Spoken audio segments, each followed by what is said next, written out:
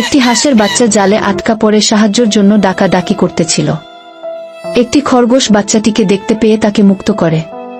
খরগোশ বাচ্চাটিকে তার সাথে করে নিয়ে যায়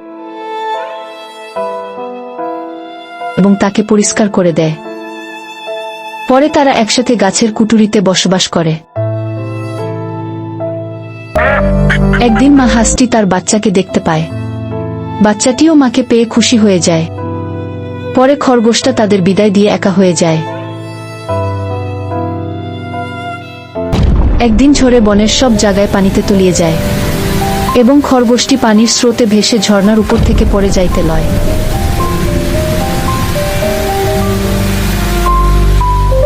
তখনই সেই মা হাঁসটি খরগোশটিকে দেখতে পায় এবং তাকে উপরে তুলে নেয়। বাচ্চা হাঁসটি সেটা দেখে দৌড়ে এসে খরগোশটিকে জড়িয়ে ধরে।